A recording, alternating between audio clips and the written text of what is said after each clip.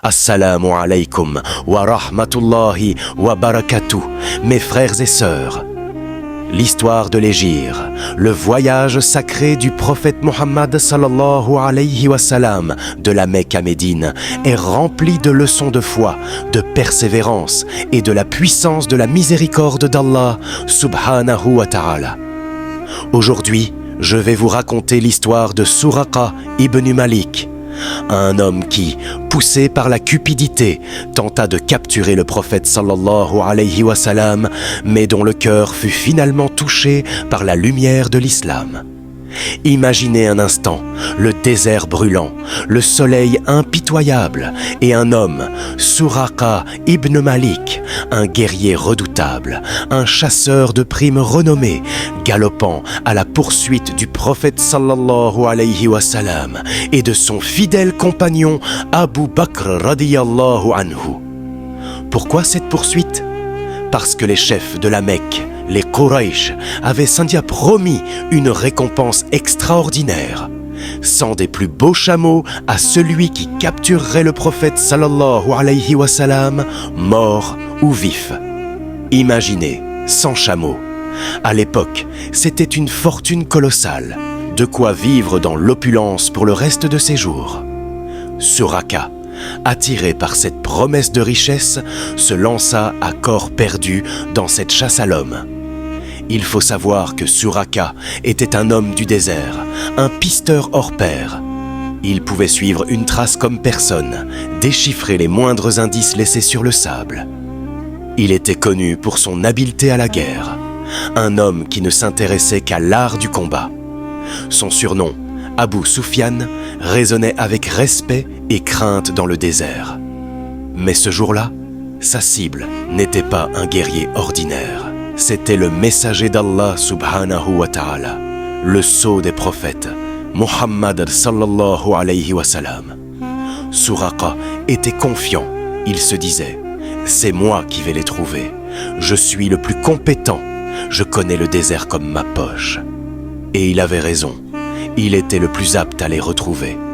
N'oubliez pas mes frères, que le prophète sallallahu alayhi wa sallam était accompagné de Abu Bakr radiyallahu anhu et de leur guide Amir ibn Fuhayra radiyallahu anhu. Suraqa était un homme qui, jusqu'alors, n'avait prêté aucune attention à l'appel de l'islam. Les paroles du prophète sallallahu alayhi wa sallam, les versets du Coran, tout cela lui était étranger. Seule la promesse de richesse le motivait. Il était un guerrier, un homme d'action, pas un homme de foi, du moins pas encore. C'est un exemple, mes frères, de comment les gens peuvent être aveuglés par les biens de ce monde. Ils courent après la richesse, le pouvoir, la gloire, sans se soucier de leur âme, de leur relation avec Allah subhanahu wa ta'ala. Avant de continuer, chers frères et sœurs, je vous demande de liker cette vidéo et la partager à vos proches. Abonnez-vous, activez la cloche de notification pour regarder d'autres histoires de ce type dans notre chaîne. Jazakallahu khairan. Maintenant, continuons. Suraqa, chevauchant son destrier, s'élança à travers le désert, déterminé à capturer le prophète sallallahu alayhi wa sallam. Il était si confiant qu'il promit à Abu Jahl, l'un des pires ennemis de l'islam, de lui ramener le prophète sallallahu alayhi wa sallam dans les 3 nuits. Il suivit leurs traces, se rapprochant de plus en plus. Imaginez la scène. Suraqa, le chasseur, gagnant du terrain sur sa proie, le prophète sallallahu alayhi wa sallam et Abu Bakr radiyallahu anhu. Mais Allah subhanahu wa ta'ala veillait sur son messager. Dans un hadith rapporté par Al-Bukhari sous le numéro 3906 et Muslim sous le numéro 2009, Suraqa raconte: alors que je poursuivais le messager d'Allah sallallahu alayhi wa sallam et Abu Bakr, mon cheval s'effondra soudainement, me projetant à terre. Cela ne m'était jamais arrivé auparavant. Imaginez sa surprise, lui, le cavalier émérite, désarçonné par son propre cheval. C'était un signe, un avertissement divin. Mais Suraqa, aveuglé par l'appât du gain, ignora ce premier signe.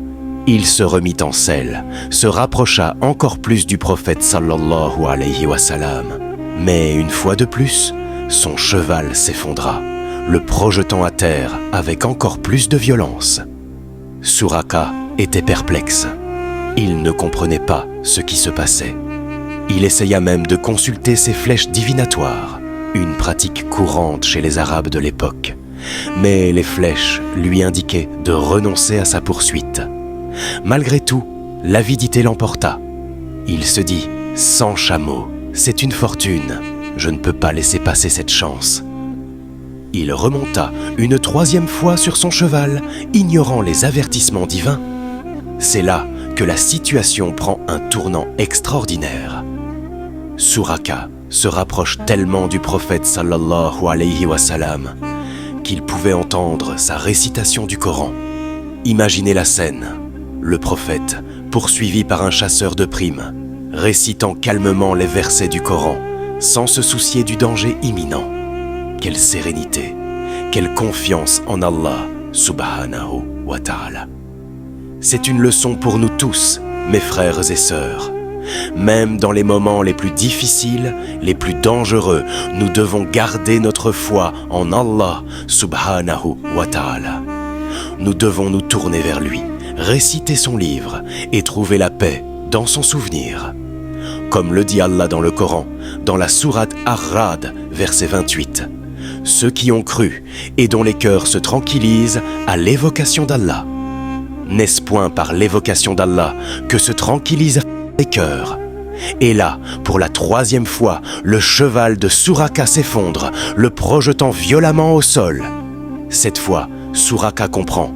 Il comprend que cet homme, Muhammad sallallahu alayhi wa sallam, n'est pas un homme ordinaire. Il comprend qu'il est protégé par une force divine, une force qu'il ne peut pas combattre. Il renonce à sa poursuite, non pas par manque de courage, mais par prise de conscience de la puissance d'Allah subhanahu wa ta'ala. Alors Suraka, vaincu non pas par l'homme, mais par la puissance divine d'Allah subhanahu wa ta'ala, appela le prophète sallallahu alayhi wa sallam. Il lui demanda d'invoquer Allah subhanahu wa ta'ala pour le libérer, lui et son cheval, promettant en retour de ne pas leur faire de mal. Le prophète sallallahu alayhi wa sallam, miséricordieux et compatissant, accepta. Il invoqua Allah subhanahu wa ta'ala et Suraka fut libéré. Imaginez un instant, mes frères et sœurs, la miséricorde du prophète sallallahu alayhi wa sallam. Il aurait pu se venger de Suraka, le laisser dans le désert, à la merci des bêtes sauvages, mais il ne l'a pas fait. Il a choisi le pardon, la compassion. C'est un exemple pour nous tous, un rappel que la miséricorde doit toujours l'emporter sur la vengeance. Suraka, profondément touché par la grandeur d'âme du prophète sallallahu alayhi wa sallam, lui dit alors « Il est clair que ton affaire va se répandre dans le monde entier.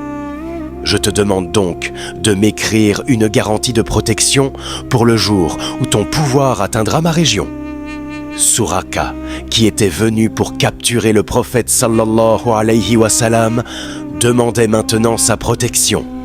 C'est un retournement de situation incroyable, une preuve de la puissance de la foi et de la miséricorde. Le prophète sallallahu alayhi wa sallam, toujours aussi magnanime, accepta la demande de Suraka. Il demanda à Amir ibn Fuhayra, radiyallahu anhu, d'écrire une garantie de protection pour Suraka, un document qui lui assurerait la sécurité lorsque l'islam se répandrait dans sa région. Suraka, transformé par cette rencontre, offrit même au prophète sallallahu alayhi wa sallam des provisions et des chameaux pour l'aider dans son voyage. Mais le prophète sallallahu alayhi wa sallam, qui ne cherchait pas les richesses de ce monde, refusa poliment en disant, comme rapporté dans Sahih Muslim sous le numéro 2009, « Je n'ai pas besoin de tes chameaux. » Puis, dans un moment qui défie toute logique humaine, le prophète sallallahu alayhi wa sallam fit une prophétie extraordinaire. Alors que Suraka s'éloignait, le prophète sallallahu alayhi wa sallam l'interpella et lui dit « Ô Suraka, comment seras-tu lorsque tu porteras les bracelets de Kisra ? Kisra, mes frères et sœurs, était l'empereur de Perse, l'homme le plus puissant du monde à l'époque. Ses bracelets en or étaient par un symbole de sa richesse et de son autorité. Imaginez la scène. Le prophète sallallahu alayhi wa sallam, un homme pourchassé, en plein désert, promet à un ancien chasseur de primes qu'il portera un jour les bracelets de l'empereur le plus puissant du monde. Suraka, stupéfait, demanda « Kisra, fils de Hormuz ?» Le prophète sallallahu alayhi wa sallam confirma avec un sourire. À ce moment-là, Suraka comprit que cet homme devant lui n'était pas un simple mortel. Il était le messager d'Allah subhanahu wa ta'ala. Il retourna à la Mecque, gardant précieusement la garantie de protection, et attendit. Des années plus tard, lors de la conquête de la Mecque, Suraka se présenta devant le prophète sallallahu alayhi wa sallam, tenant la garantie de protection, et prononça la shahada, l'attestation de foi. J'atteste qu'il n'y a de divinité digne d'adoration qu'Allah et que Mohammed est son messager. Il embrassa l'islam, rejoignant ainsi la communauté des croyants. La prophétie du prophète sallallahu alayhi wa sallam concernant les bracelets de Kisra se réalisa également. Sous le califat de Umar ibn al-Khattab radiyallahu anhu, les musulmans conquirent la Perse. Les trésors de Kisra, y compris ses fameux bracelets, furent ramenés à Médine. Umar radiyallahu anhu fit appeler Suraka et lui remit les bracelets, accomplissant ainsi la prophétie du prophète sallallahu alayhi wa sallam. Umar radiyallahu anhu dit alors, comme rapporté par Al-Bayhaqi dans Dala'il an-Nubuwah, sous le numéro 2042, louange à Allah qui a ôté ses bracelets à Kisra ibn Hormuz, qui les portait et les a fait porter à Suraka ibn Malik, un bédouin de Bani Mudlij. Mes frères et sœurs, l'histoire de Suraka ibn Malik est un récit extraordinaire de transformation, de foi et de la puissance des prophéties du messager d'Allah sallallahu alayhi wa sallam. Suraka, qui était parti à la poursuite du prophète sallallahu alayhi wa sallam pour une récompense matérielle, a finalement trouvé un trésor bien plus précieux, la foi en Allah subhanahu wa ta'ala. Son histoire nous enseigne que la miséricorde d'Allah subhanahu wa ta'ala est infinie, qu'il peut guider qui il veut, même les cœurs les plus endurcis.